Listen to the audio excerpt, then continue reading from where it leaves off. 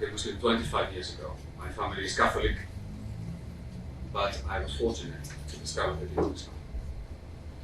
So from there, from this periphery land of Islam,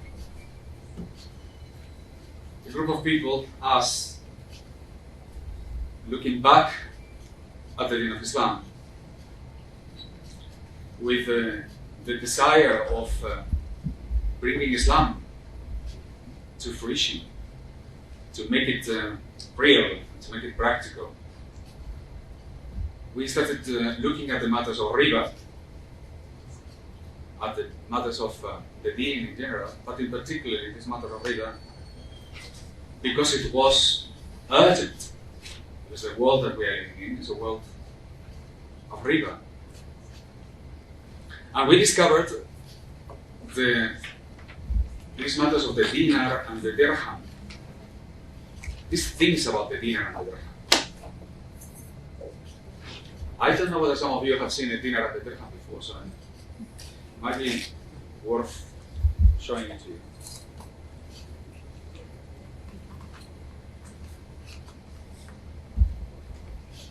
This is a dinar, and this is a dirham. This is a 5 dirham coin. Is there any one of you who hasn't seen this coin before? Well, what I'm going to, let's pass it around so you can, that's it. So it's actually real. I bring them back. Hopefully it comes back.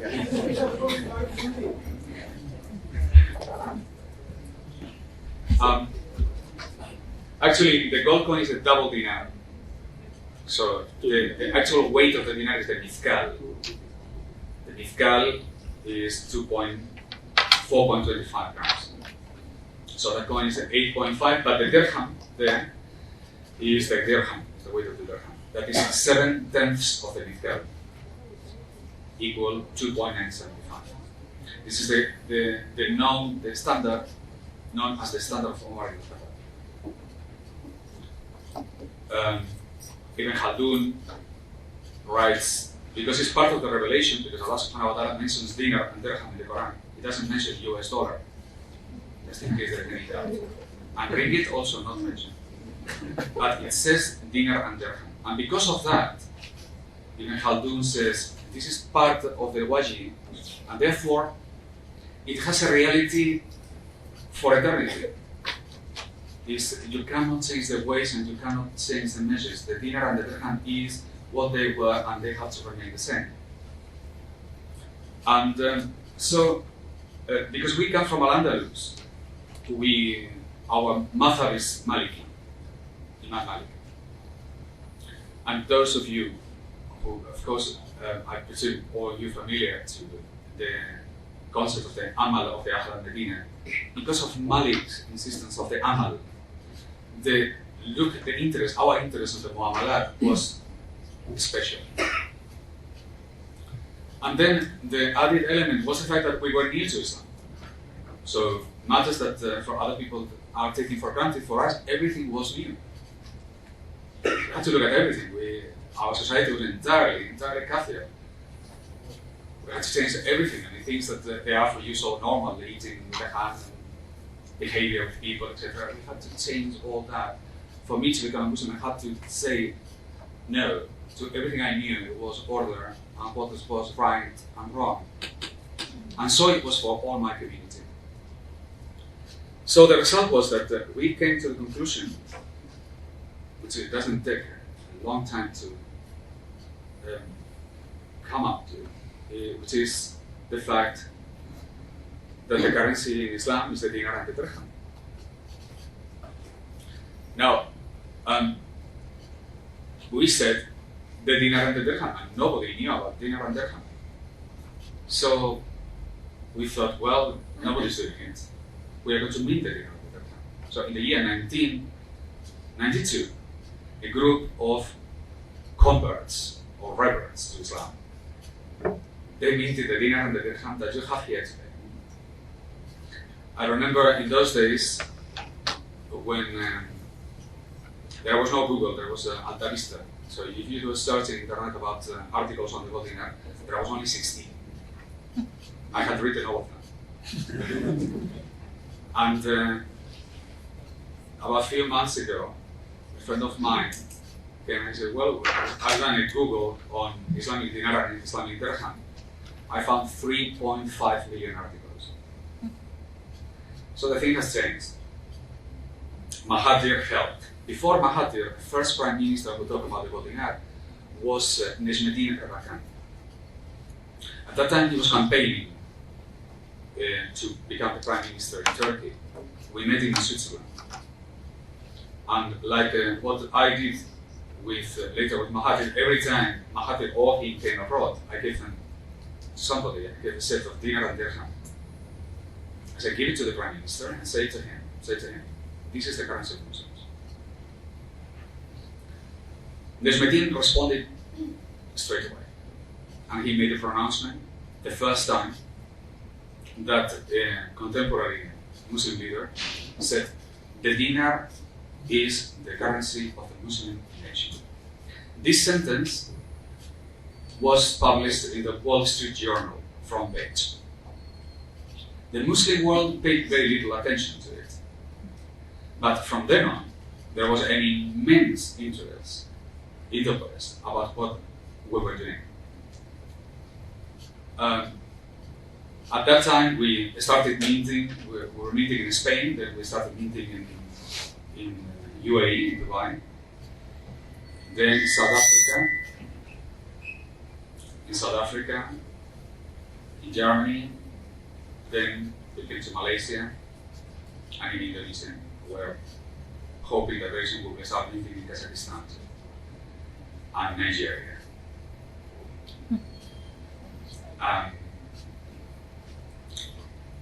In 1997, we produced the first payment system based on the gold dinar, which was in Iraq. And the interest on the matter keep growing. At the same time that the gold dinar was being launched, this thing called Islamic banking was growing. It had already been formulated, as you know, in the 70s, the first ideas came in, and it was starting to come. So the gold dinar had a competition, and there was these people saying, no, we have to forget about the gold dinar. The gold dinar is a thing of the past. What we need is Islamic banking. I was very surprised. First of all, because I come from a culture before I became Muslim where everybody knew that the banks are the enemy. So when I saw the Muslims absolutely so totally determined to Islamize, to declare that Allah has made these things somehow halal, I was at first surprised. Then I started to read the literature, which I found hilarious at first. Then I realized it is absolutely totally insane. So I think I was the first person in Malaysia who came in the year 1990 something and said, Islamic banking is haram. And everybody got it. And there was only one lady actually who responded to me. She's sitting down here behind. Is now the number one advocate of the gold dinar in the country. And she can tell you before anybody else, Islamic banking is truly haram. But she was the only one who actually objected.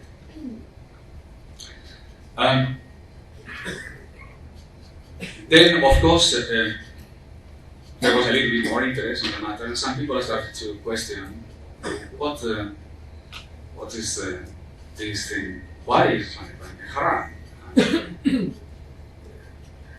the academicians, together with a group of ulama, have all consented to this line of thinking, whereby we had to undertake this incredible idea of Islamizing capitalism. So whether there was a bank, we had to create an Islamic bank. Insurance, Islamic insurance, stock exchange, Islamic stock exchange.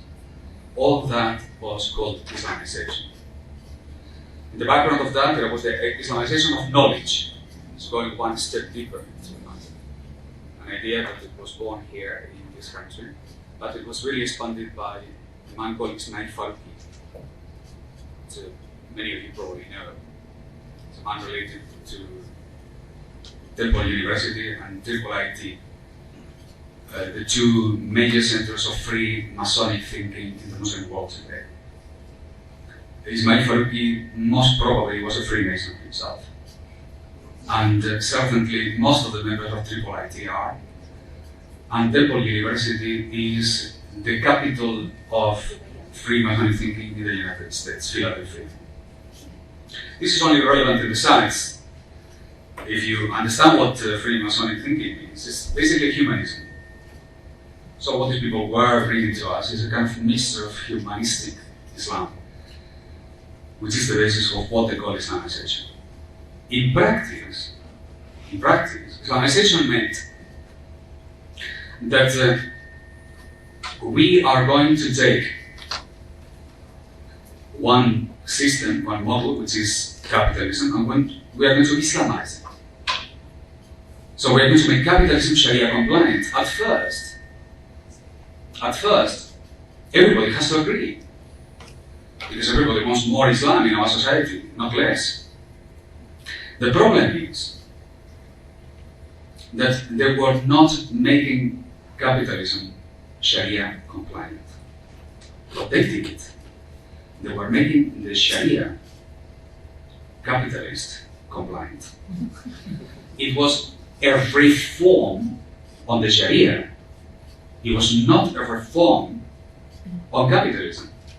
And the proof is that the institutions remain absolutely the same. Islamic banking, which is the great result of all this Islamization process, it started timidly by accepting that Mudaraba could be almost like the interest of the bank. So if we do a little bit of twisting and pulling it around, it could be the basis of Islamic banking. Then came Taqi Osmani. Taqi Osmani made a big revolution because the Islamic banks were not profitable in Mudaraba. It simply didn't work. Even with all the twisting and the stretching, it couldn't work. Mudaraba allowed profitability to come to the banks, and it was the beginning of the great Islamic banking revolution, which essentially consists of the introduction of something which is completely haram and well known in the history, and here is the Muwatta to show it to you later on. But it's the concept of trinium. Even before Islam, the Romans called this type of contract trinium. So instead of lending money to another person and then you get the interest, which is a straightforward usury, well, you put another third party, or you create two contracts, either or. The idea is that instead of lending the money, what I do is that I sell you this, and then you sell it back to me. I sell it to you for cash, and you sell it back to me in direct terms. So the object actually doesn't change hands. What happens from an accounting point of view is that you have lend money at interest range. But Islamic bank will call this profit. Not interest, profit. From then on, there was a full expansion of the idea based on the same concept. Two contracts in one. You have Ina and you have Tawarruk today, which is basically the same idea. Two contracts in one. This is completely haram. And I'll challenge any one of you later on with the questions and answers if there is still somebody who has any doubt on the matter. But I'm just going to read you. This is from Al-Muwatta of Imam Malik. This is the Kitab al-Wuju, and it says there is one chapter which says the prohibition against two sales in one. Straightforward. Yahya related to me from Malik that he had heard the Messenger of Allah sallallahu alaihi wasallam forbade two sales in one sale. Yahya related to me from Malik that he had heard that a man said to another, "Buy this camel for me immediately, so that I can buy him from you on credit." until even Umar was asked about it, and he disapproved of it, and he forbade it. And he goes on with examples of saying, okay, this is forbidden. Nevertheless, this is the basis of profitability of the whole industry called Islamic banking, which is the shame of the Muslim world. The shame of the ulama who have supported, and the shame of the academicians who continue teaching this. I was in International Islamic University with many of your colleagues 5 or 6 years ago. I was giving a lecture just like this one. We talk about Islamic banking more in depth than I intend to speak today. And everybody agreed it's haram. When we finished the talk, many of them came. And while we were having coffee, they were telling me, what are we going to do? I said to them, well, are you going to continue teaching this thing tomorrow? That you know is completely haram. And they shrug their shoulders and they say, what else? This is what we have. Unless we take the bravest step of starting teaching Muamalat instead of Islamization. You see, the problem with Islamization is not that the whole idea is absurd to start with. That's only half of the problem. The real problem is that in order to Islamize capitalism, you have to deny that there is an Islamic model. Because if you have an Islamic model, you don't need to Islamize capitalism. So the basis, the foundational element in which Islamization takes its root is the fact that Muamalat doesn't exist. And the proof of it is that if you bring a gold dinar to any one of these Islamic banks, they cannot accept it. Why? Because if you bring the gold dinar, it's the end of banking. So perhaps here I see a few phases of being puzzled, so I think it's worth looking at this matter. Look, you have something here in your pocket called a ringgit. I think I have some myself. Here, ringgit. Okay, ringgit, 1 ringgit. Okay? You probably, many of you have been born already with this thing in circulation. Some people think the ringgit exists from eternity. This is the currency of the world. I mean, there's no question. And back negara, some people believe they come from the ancient times of history. No, they don't actually. And furthermore, I still haven't found one person in Malaysia who can tell me what a ringgit is. Nobody has told me. So if I go to the central bank and I say, give me a ringgit, they don't know what to say, because they don't know what to give, because they have nothing behind, because this is nothing. This is the currency that we have today. Now, there is an enormous difference between that and that. Okay, well, some people will say intrinsic value. This is a good first approach, but not quite yet what the idea is about. This has no value in itself. Okay, this has value because of compulsion, because of the compulsion of the law. This has value because it's material, it's silver, it's like potatoes, it's like sugar, it's a commodity. But Islamically speaking, what is our position with money? What is the position of the amal? What is muamalat? What does the science of muamalat have to say? What is the sunnah regarding money? Well, the first thing you have to look at, the beginning, the principle, the heart of the affair is the ayat, where Allah subhanahu wa ta'ala says, Tijaratun a'an taradil minkum. Tijaratun a'an taradil minkum means trade with mutual consent. With mutual consent, you are free. I cannot come to you and say, look, you want nasi goreng? Then I am the only person in Kuala Lumpur who can sell nasi goreng. And by the way, my nasi goreng costs 100 ringgit, whether you like it or not. Well, that certainly won't be trading. That can be extortion, that can be theft, but not trading. Because trading needs antara dinnikum. In other words, it has to be mutual consent. And what is important here is that Allah subhanahu wa ta'ala doesn't say, tijaratun antara dinnikum except money. He doesn't say that. Because money is part of trading. The idea that money is an exception is an invention. It's a convention created 200 years ago in order to support the system that you have at hand today. So in Islam, if you call something trading, and remember the ayat, حَلَلَهُ الْبَيْعَ وَحَرَمُ الرِّبَى. Trading is halal. Trading is presented in that ayah precisely as the counteract against riba. It's the positive against the negative. It's the healthy against the sickness. So trading is the affair that we are looking at. The trading must be mutual consent. Money is the most important of all the commodities regarding trading, and yet money is a monopoly in this society, in this model. The position of Islam is money is freely chosen, that you are free to choose.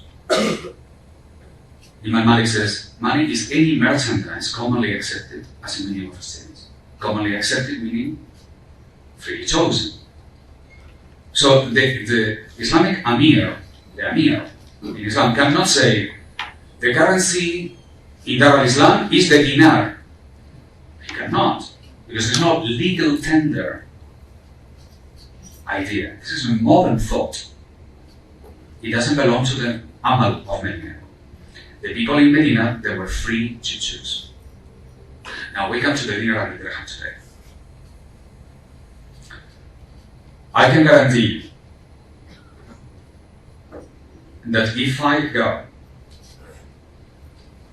with a gold dinar and a paper currency around, and I ask the people, 99%, 95% of the people will choose the gold dinar. In Indonesia, 99.99. Because the rupiah has already done all the work, preliminary work of showing that paper money is actually worthless. But in Malaysia, some people still hang on. No? There is more people against the US dollar in the United States than in Malaysia. Because there are more people in the United States who believe that the dollar is actually worthless.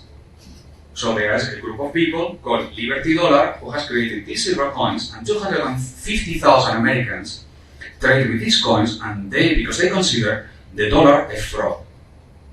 Fraud. Now these people are not Muslims.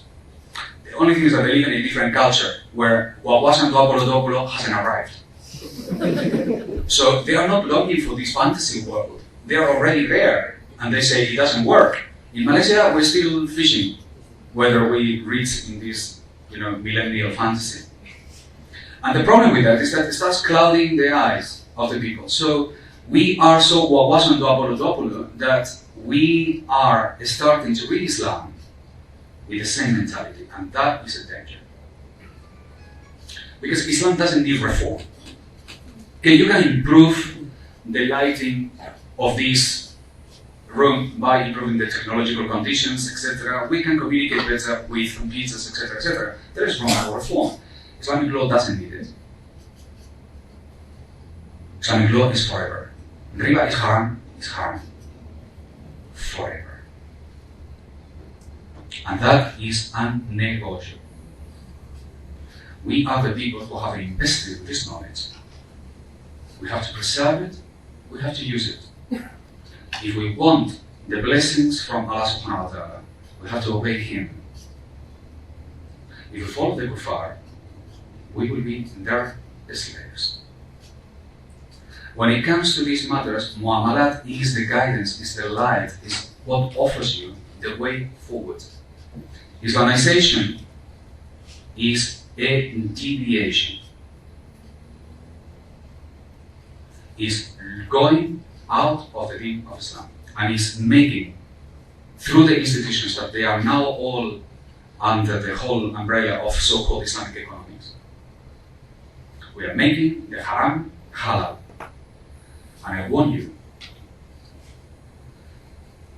to do something haram is wrong. and therefore we should do everything feasible to move away from it. But to make something haram halal is immensely worse. Immensely worse. That is an attack on Islam itself. So you can go to a bank and go ahead and do it. You don't have any choice. You find this is your only alternative, go ahead and do it. But to say the bank is halal, that's a very different matter. At that point, you are crossing the boundaries. The people who are making Islamic bank halal, they are crossing the boundaries. And then, in this faculty, this glorious Islamic university, you have to watch whether you are crossing boundaries or not. I leave that up to you. But I think you know the answer already. Look, the deen of Islam doesn't belong to us. I think we all agree. We follow. Islam means submission to Allah subhanahu wa ta'ala. It doesn't say, I do what I can. It's submission. So there's no practicality involved in the decision making. We cannot make something Islamic because it's practical. This is insane. We have to change our lives. We cannot change Islam in order to make our life more comfortable. We have to change our lives in order to fit with what the command is. Only then we can take profit from it. The matter of the dinar and the dirham is a symbol of Muamalat. Behind the gold dinar, there is the whole world to be discovered of the Amal of Medina. When I said before the Amal, the Muamalat has been concealed or forgotten, and in some cases denied altogether, it's part of the new methodology that it has arrived from within the academic world regarding this very essence of the usul al-fiqh. So it has become almost a matter of normal terminology now to speak about Quran and Hadith. So we follow the Quran and Hadith. This is, for example, this is the great contribution of Triple IT. If you want to see the real, how they have twisted and changed the deen of Islam, you can get the literature of Triple IT. You don't need to go to the United States. They're coming to UKM in January. So they come to this country regularly because it's one of the countries that hosts them from the very beginning. And but the concept is quite interesting. Is what they are saying is not Quran and Sunnah, but they're saying Quran and Hadith. Now the Hadith are sentences. Every sentence exists within a context of life. If I am speaking to you with a microphone, if I mention the word microphone or I mention something relating to the affairs in this room, it's all because we all understand the amal in which many sentences are being presented to you. In the case of the hadith of Rasul, it's exactly the same. You cannot divorce the hadith from the amal. It's all integrated. All this is the sunnah, all together. If you take the hadith and you remove the contextual reality in which it was operating, it's very easy, extremely easy, to misinterpret it.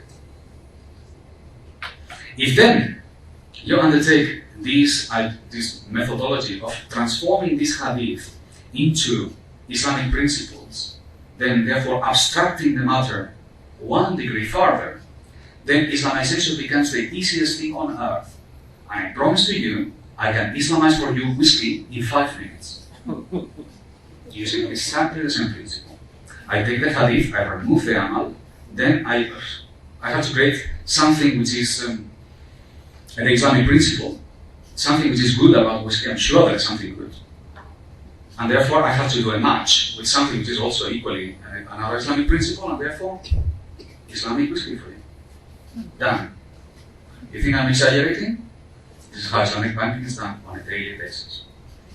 I remember years back when Turkish money started with all this Mudaraba business, By the way, Taqi Usmani doesn't believe in Murabaha.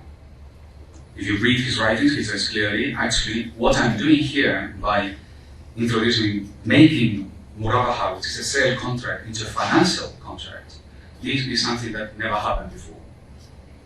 So he's actually, like a good academician, is also preserving himself in the footnotes. But the footnotes reveal that he actually doesn't believe in it. But what it does reveal is that a process had started of how things can be Islamized. As long as they are practical, as you find a good reason behind it, there's always a tool in order to sew it all together. At that time, when Murabaha was coming, the general opinion, including Taqi Usmani, was that never credit cards will be Islamized. This is far too. Credit cards have been Islamized already. Not only credit cards, features, derivatives, the stock exchange, everything conceivable, including interest, because it was the final boundary. You see. Now, if you follow the methodology how it actually works, you will understand how this thing had to happen anyway. When you have ulama paid by the industry that is making the money, when the Sharia councils are paid by the bank itself, if you do not Islamize what the bank needs, you are replaced. Somebody else comes and starts Islamizing what you need. This is the recipe of fraud.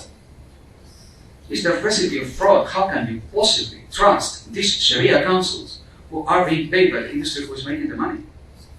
It's unthinkable. Everybody, nevertheless, close their eyes and keeps going. The Islamization, I had one of your students came to me very recently and saying, I'm doing a study on Islamic derivatives.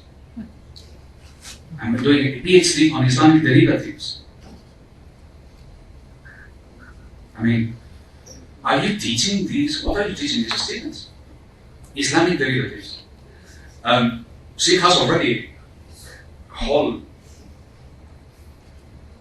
total library of material. She's not the first one. Features have been Islamized, nothing is left.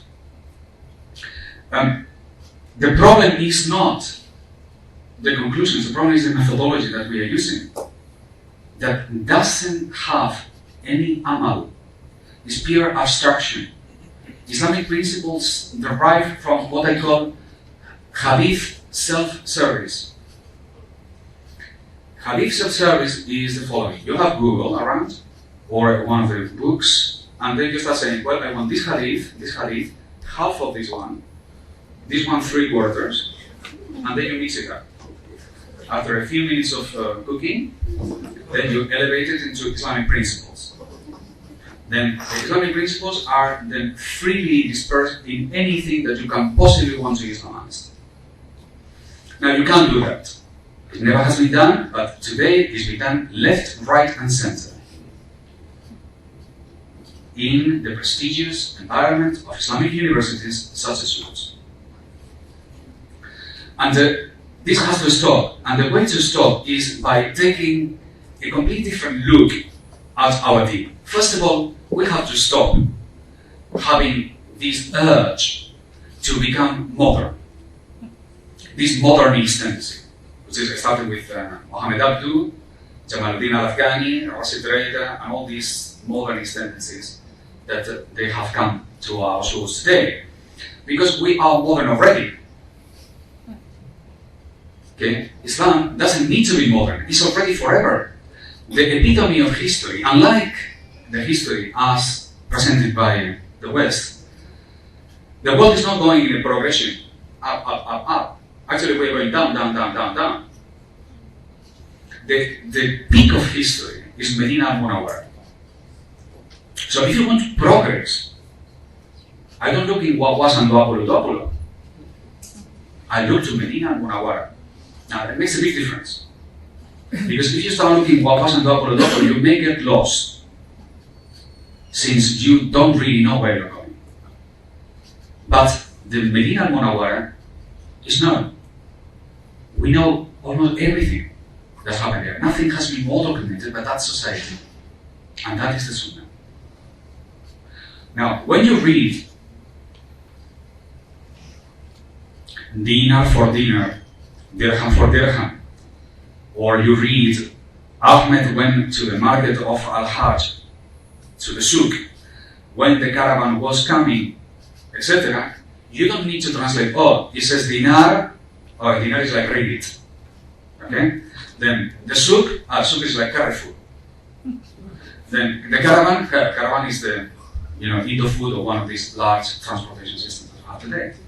Because if you do that, you miss the whole idea. You actually don't understand anything at all. If you read dinar, you have to read dinar. Dinar. But dinar is what is going around. Where's the gold dinar, by the way? Okay.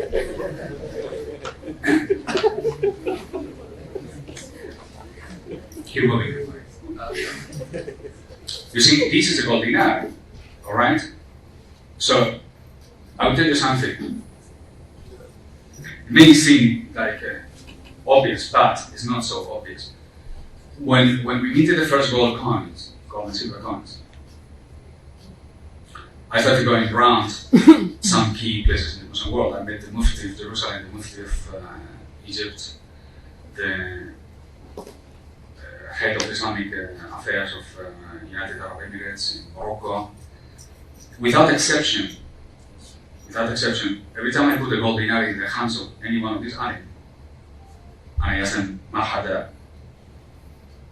they didn't know.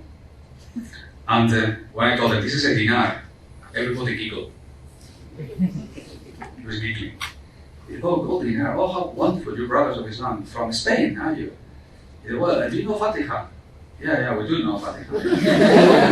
And he said, what a wonderful thing you've done, these gold coins. It was marvelous. Really good Muslims. I mean, that was the reaction. Okay? There's no sense at all that this is actually the most important political event of the 21st century. The introduction of the gold dinar is the first step towards the integration of the Muslim nation into one Dark Islam, which must be the first objective of every Muslim in the world. The gold dinar will integrate us in the same way the euro has integrated Europeans. For one simple reason. Because the gold is the same in Morocco as it is in Malaysia, as it is in Nigeria, as it is anywhere in the world. One single currency. Not one, because as we said in Islam, actually it's a basket of commodities, freedom. But the dinar or the dirham will become universal. It's the gathering point.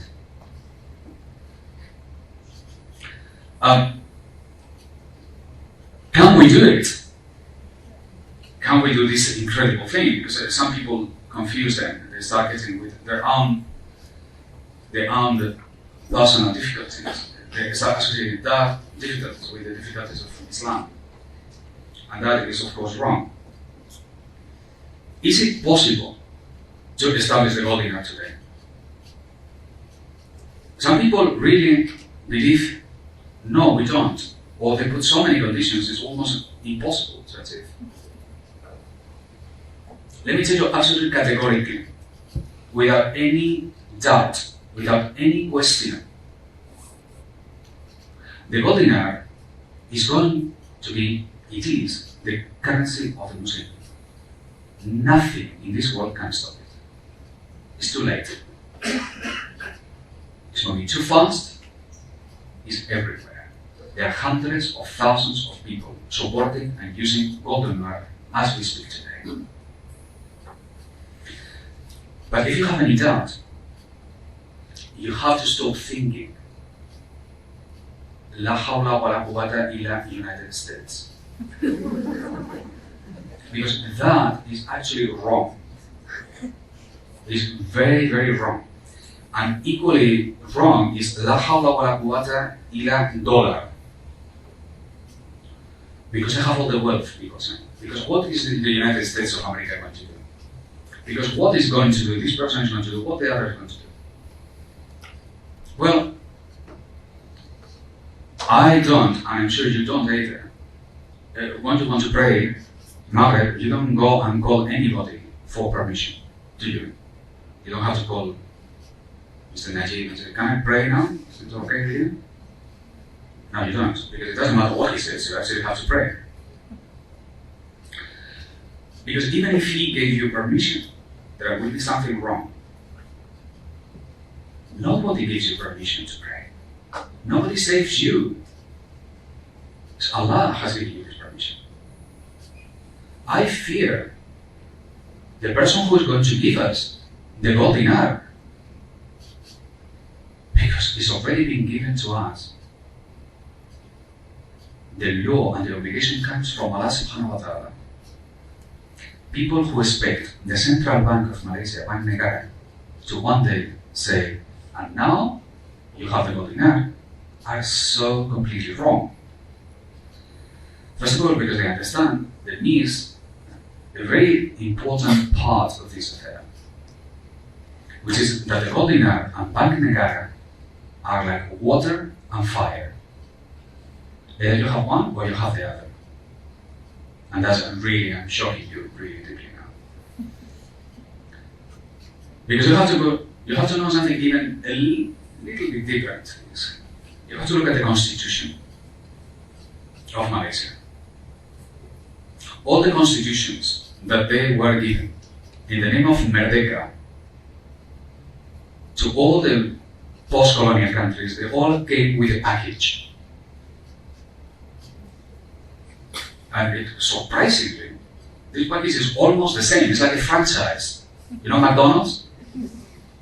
McDonald's, I mean, you can have, or KFC, you can have original or you can have spicy, But the concept is the same. All the constitutions are the same. There are 3 elements in every constitution in the world that is absolutely identical. Okay, number 1, national debt. National debt is the ridiculous idea whereby somebody born in Indonesia today, is born now, while this boy or girl born right now owes $3,600 and something just because he is born to somebody she or he doesn't know, and he or she is never going to know. This has nothing to do with Islam, but is a fundamental step for the application of capitalism. The second one is central bank. All the countries in the world have central banks. All. Even Iran, Islamic Republic of whatever, also central banks, because they come from the same source. All of them. Because of the stamp of the world system that it was declared after World War II. Central bank is completely haram. I don't think there is any, even the most astounded Islamic bankers will agree that Islamic bank, the central banks are haram. Everybody will agree. And the third one is the law of legal tender. Doesn't it sound surprising to you that all the countries in the world have imposed this unique monopoly on the one commodity that is the center of the economic activity? Legal tender in every single country. Also equally haram, because in Islam you are free to choose. So, national debt, central bank, and legal tender. This is what you have. This is the constitution. So they come to Malaysia, they say, Merdeka. You are celebrating Merdeka 2 days ago, 3, 4, 7. It's too early for Merdeka. Just wait, not yet. You haven't got the Merdeka yet. Maybe, inshallah, we are capable of achieving it. But so far, you are as slaves as ever. With these 3 elements, it guarantees this country is a capitalist entity forever to end. You will continue being a tiny little tool of the entire world capitalist enterprise. Every so often, they will do a 1997 for you, just to remind you that you are not in charge. That the ringgit doesn't belong to you. And this is why Mahathir understood the gold dinar, thanks to Soros. So we have to thank Soros. Because without Soros, nobody would have understood. Soros clearly demonstrated that the ringgit didn't belong to him. that belongs to somebody else. That he has to play a role in which he is only a part. He's not in command at all. Unlike probably what he thought earlier.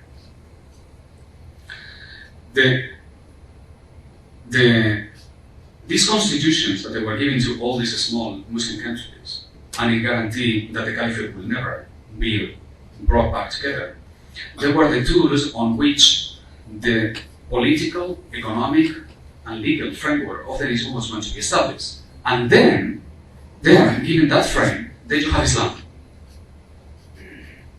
So, you see, the constitution regulates. The constitution of Malaysia upholds the central bank, Article 2. And then we follow the Sharia 100%. But the two together.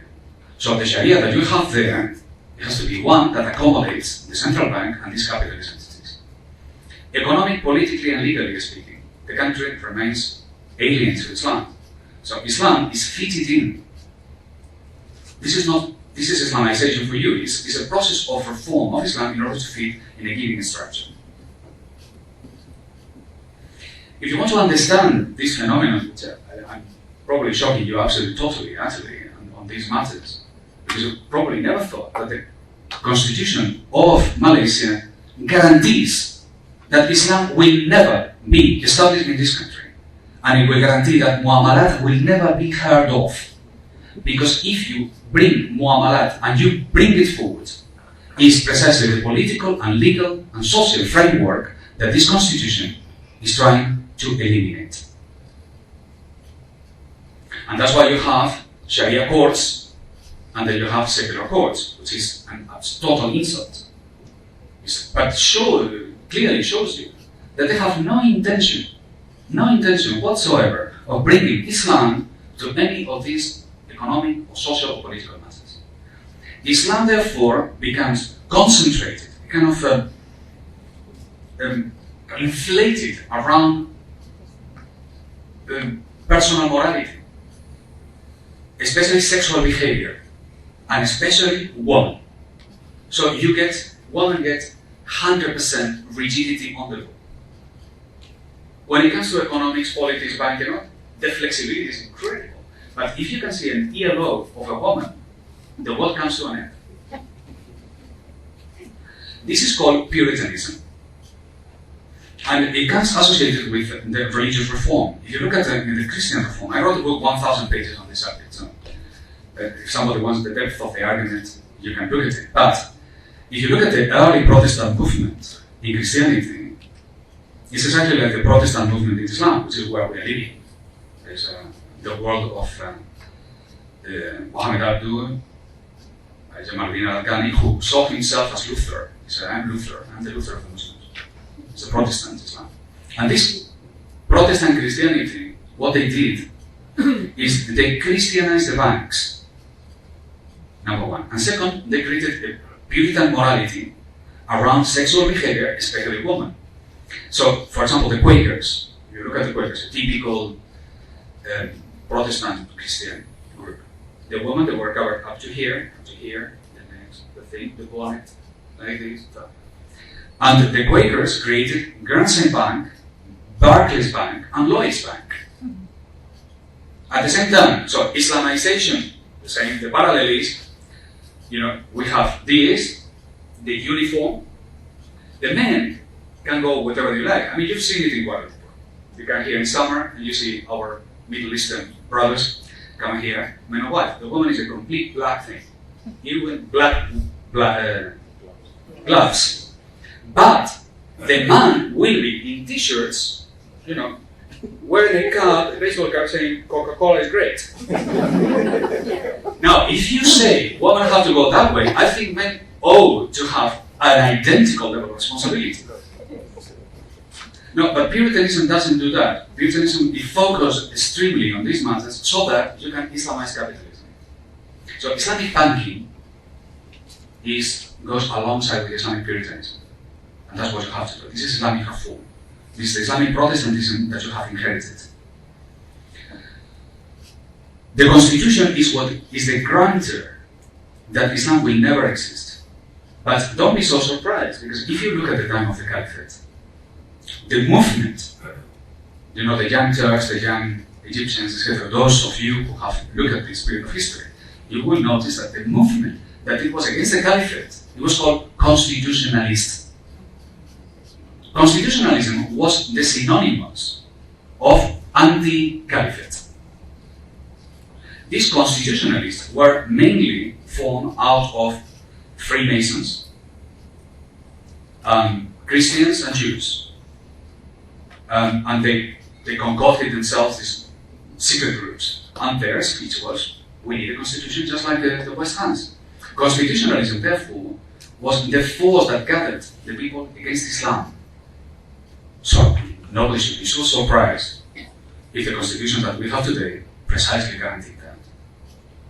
The creation of 23 small, tiny little countries with 23 tiny little currencies at the mercy of a system that guarantees total power to the West.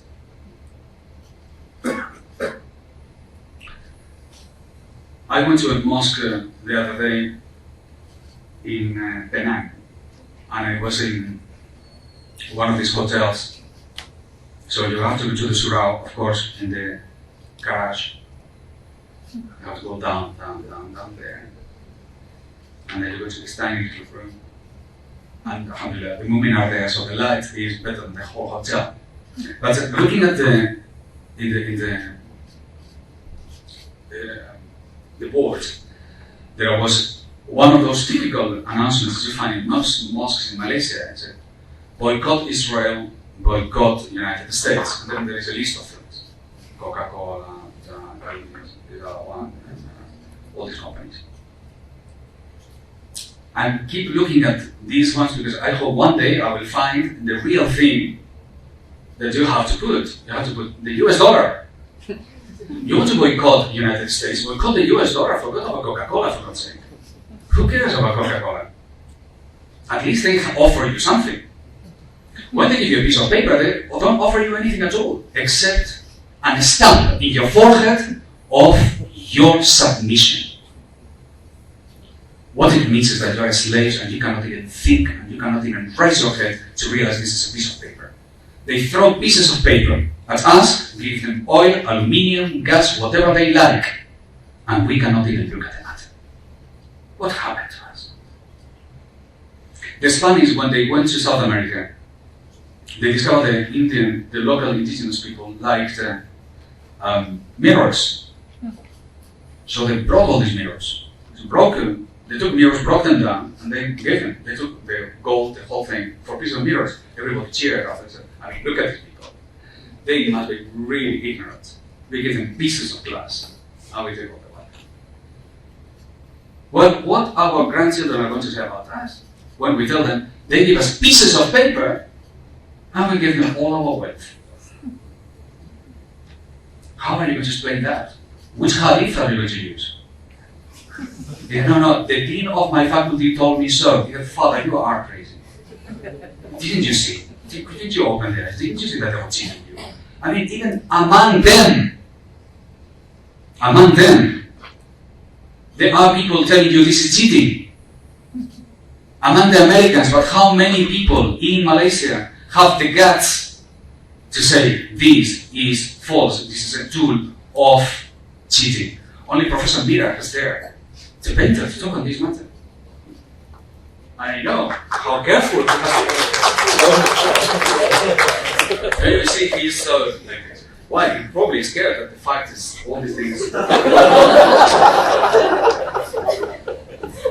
academicians can get away.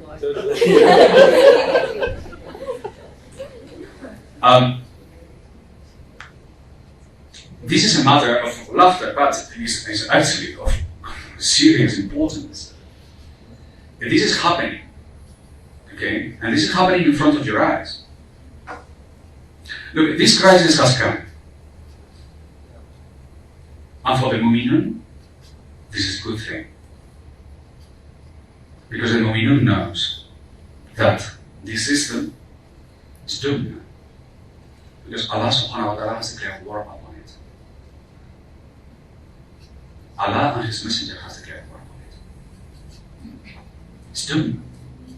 Doesn't matter what they do. And they're at the final stages. This crisis, therefore, for the Mu'minun is welcome, is an opportunity. For the Munafiqun, they cannot wait to see it go on. They will do anything feasible to avoid it. They will do every bailout they can to stop it. Bailouts. What is a bailout? It's trying to patch the system, giving the thieves more money taken from the victims. Is anybody saying a word about it? No. Malaysia is bailing out, just like everybody else. Barack Obama has bailed out his own country. In the process of doing so, they do the recipe that universally is how they solve problems in capitalism, which is, we're running out of time. The formula is, we bring more dollars. So Barack Obama has calculated that in the region between 5 to 10 trillion US dollars have been newly created in the United States. Who pays for that? This bailout of the United States will be paid by the entire world. Everybody who has gold who has US dollars will pay for it. The only country in the world who has complained is China, because they are the largest holders of US dollars out of the United States. And they say, hey, it has taken us 25 years to pile up $1 trillion. You, in 3 weeks, you make 5. Hold on a minute. Was there any complaint from Bank Negaran? No. No. Any complaint from Muslim? Well, any thoughts on the matter? No, not at all.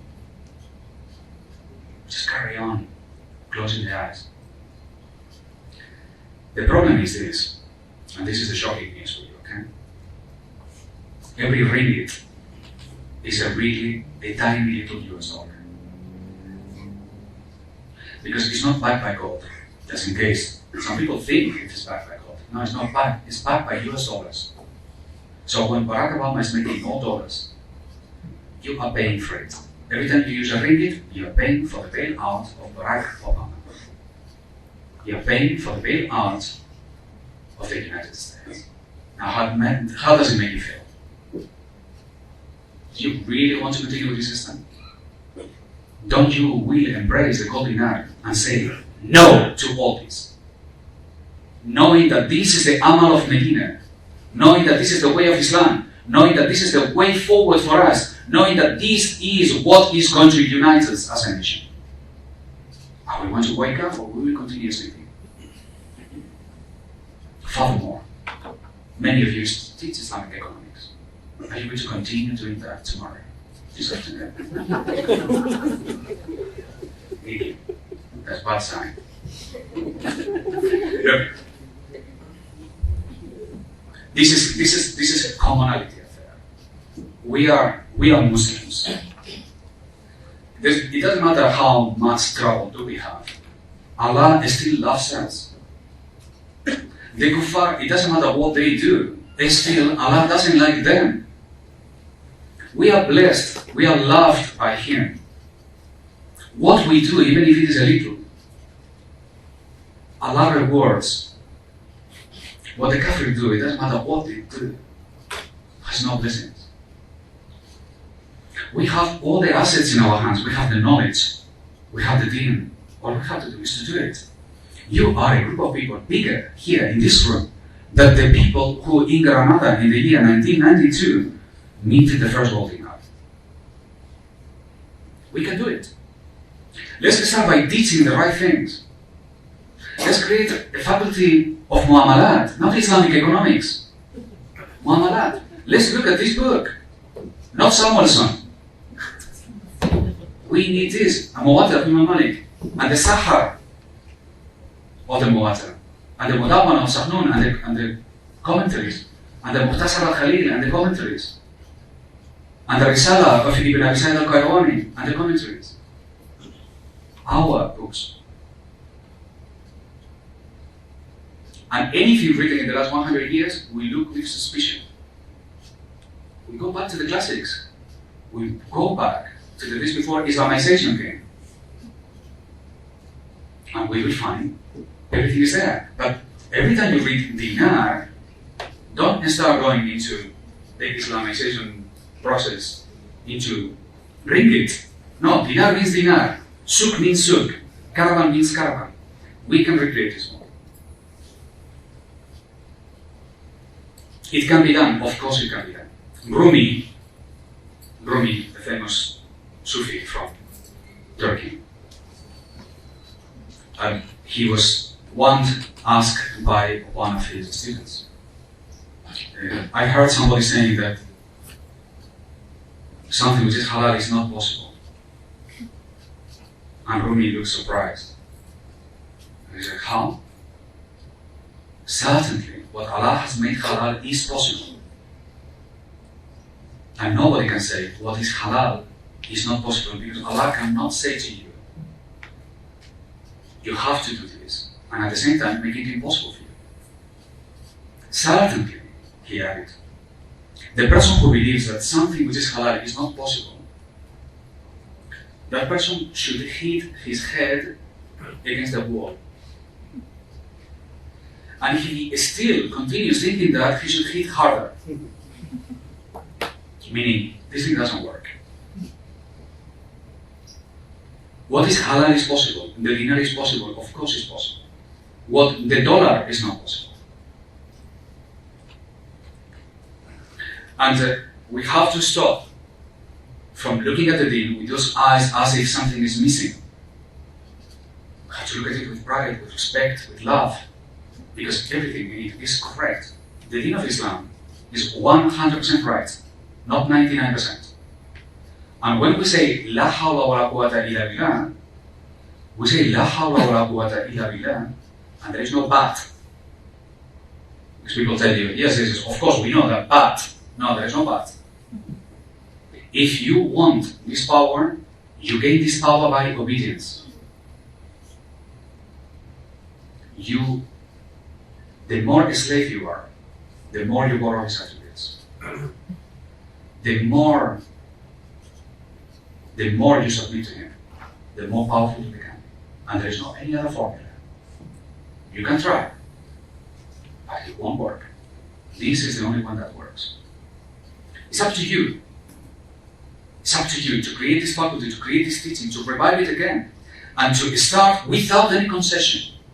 The dinar, the economy of the dinar, the markets. Markets are public institutions in Islam. They cannot be privatized. Tesco's and Carrefour's, they are fantasies created 40 years ago. The model of Islam is waqf when it comes to the marketplaces. Every mosque, a marketplace.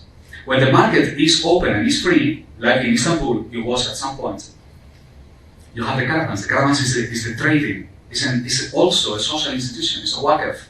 All the logistics, all the warehousing of export is property not of one individual or a company, but of the city of Medina.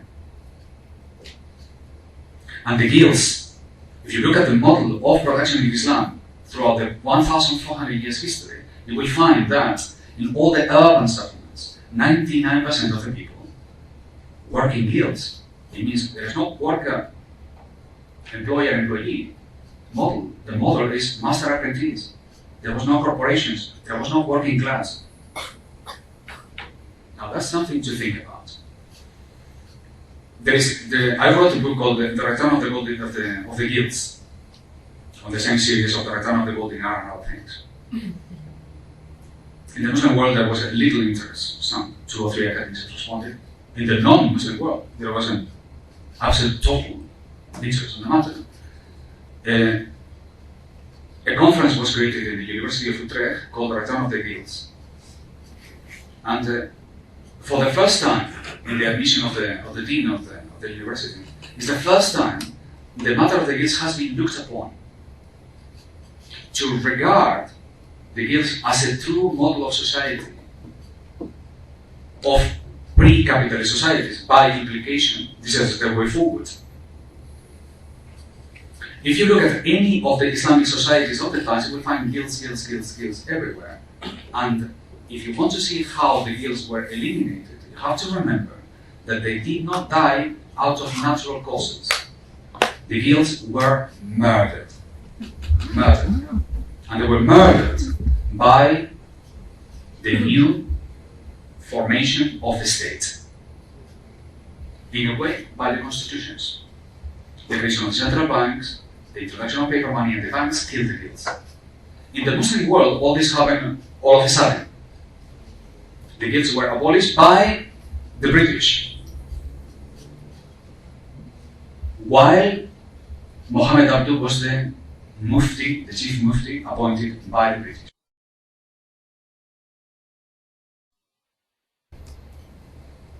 To teach you, I hope I did, and to encourage you, to all of you, there is not one single person here who can say the body has nothing to do with me. It's to do with all of us.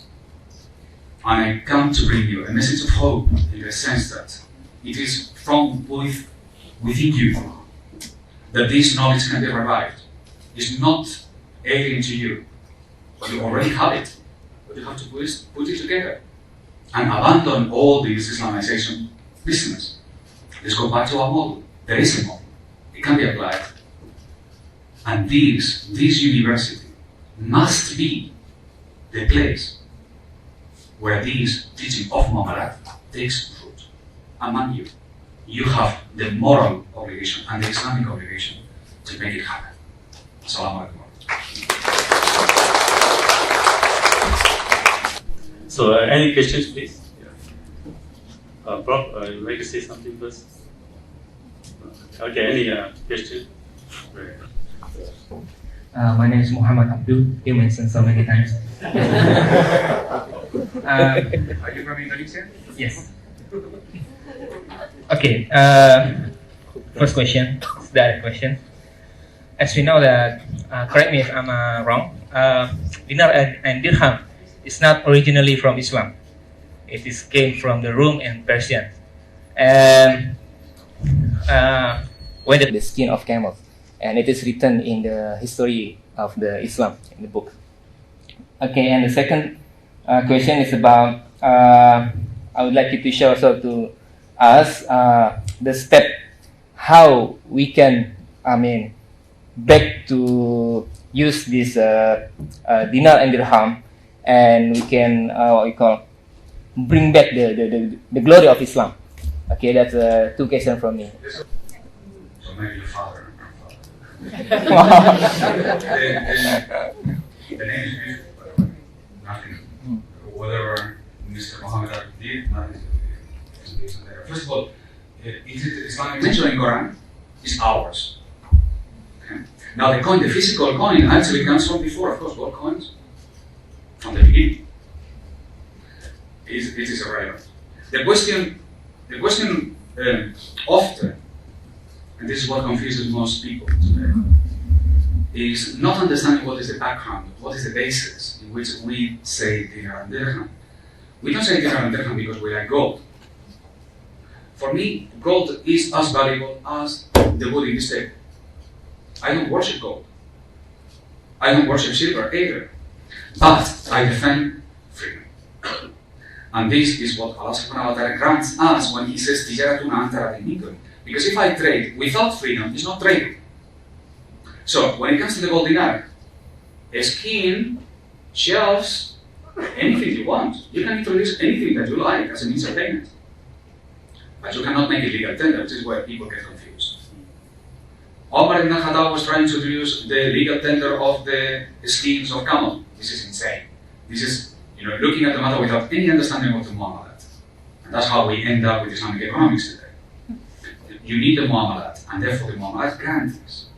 This is all within the premises that I explained earlier before. Now, how do you do it? If you want to bring the gold dinar, do you know what you have to do? The first thing you have to do is need the coins. The second thing you have to do is to use them. Full stop. End of the argument. The complicated way is you have to go and ask permission to the central bank. Then the central bank asks permission to the IMF. The IMF comes and tells them, are you crazy? Have you ever read the Articles of Integration? All the central banks in the world can trade with each other in any commodity that they like, anything, except one. and Mohammed Ali. Do you know which one is that? Which one is the commodity that the IMF does not allow central banks to trade among each other with? 100 points. You got an A. I got B from. Gold is not allowed. And why gold is not allowed? Professor told you. Why it's not allowed? Because the IMF was an institution created after World War II, 1947, with only sole purpose is to guarantee the supremacy of the United States as the only currency in the world. And in order to do that, is to eliminate the possibility of gold from becoming the currency of the world. Therefore, the only competitor that the US dollar has, the competitor to the US dollar is not the euro. The competitor to the US dollar is the gold, the restoration of the gold. So IMF says you can trade with everything except gold. Bank Nicaragua follows that rule, whether they like it or not. So this is what I call the route that doesn't work. Remember that you had a prime minister in this country called Dr. Mahathir, Tun Mohammed Mahathir. He was the prime minister, and he could not do the gold dinar. Dr. Mahathir talked about the gold dinar, but he did not meet one single gold dinar. All the gold dinars that you have seen in Malaysia, they are all associated to WIN. It's our organization, not to Tun Mahathir. Tun Mahathir created a project called the Dinar, the Malaysian project of the gold dinar. And he handed over this project to the central bank. Mistake number one. Of course, the central bank produced something that didn't make any sense at all. This bilateral payment system based on indexing values in gold, meaning you don't need to mint one single gold coin.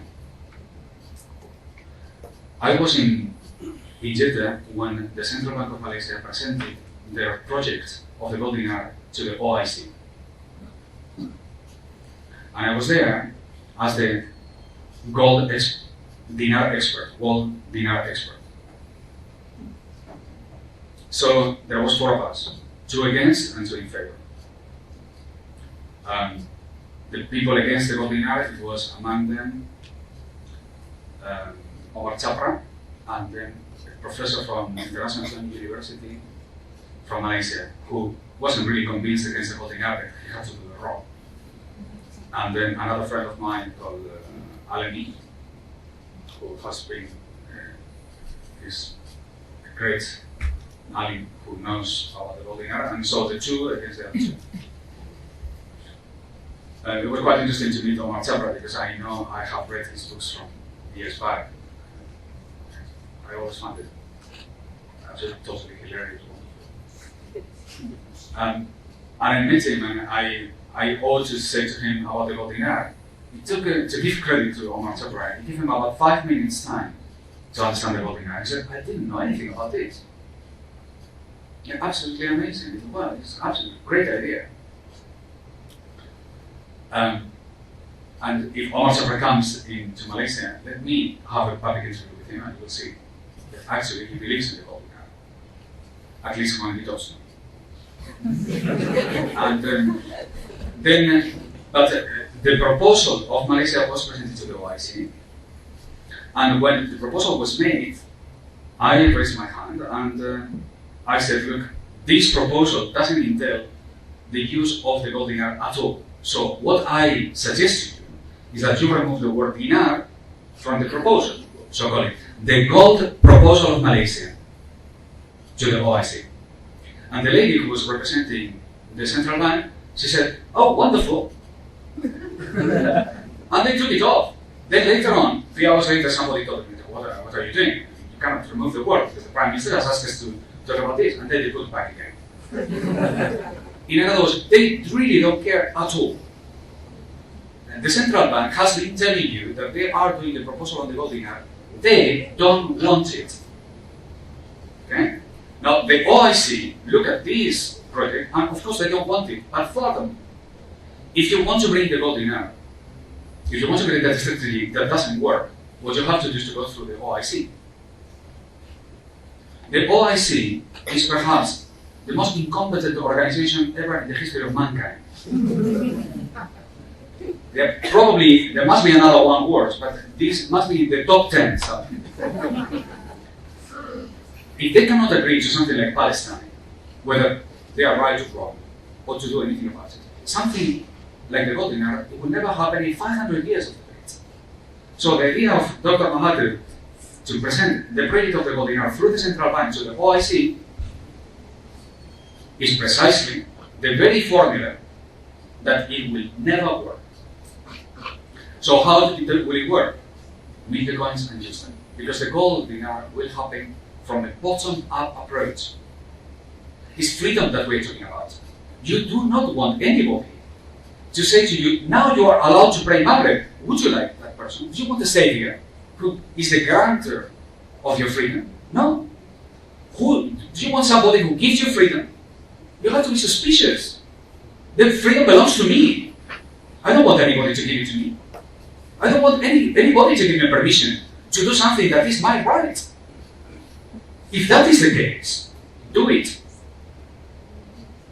Do it. And this is what we're doing in Calendar.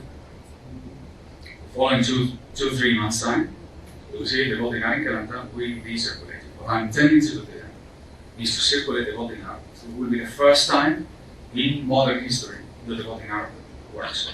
From Kelantan, we will move to Perak and Kedah and Selangor. And from here, we will go to Aceh, and we will be there are other 20 places in Indonesia who want to do the Golden Era. And the zakat will be paid in Golden Era, because zakat cannot be paid in ayn. The zakat cannot be paid in dain. Ayn and dain. Ayn means something tangible, something real. Dain is a debt, a liability, a promissory note. So this is dain. Okay? Sheikh Idris was one time asked, can you pay zakat with paper money? This is the time of the 19th century, where the first paper money started to circulate. And he said, yes, you can pay zakat with this, but only for the value of the ayn. So in other words, for the value of the paper. If you pay zakat with this in Malaysia, you are paying for the value of the paper. Because the ringgit is nothing. You are paying with nothing. You are not paying zakat when you pay with this. You have not fulfilled your obligation. Because you have paid absolutely nothing. You can pay with rice, you can pay with anything tangible, but not with dime. Right? This is like saying, I'm going to pay Maghreb with a voucher.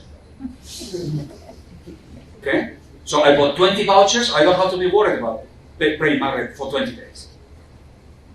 That is insane, isn't it? Well, it's the same thing with zakat. Zakat, you have to pay with the things at hand. You do not pay with any debt. This is well known by all the ulama. Everybody has decided to ignore it. Because if this is put in question, it's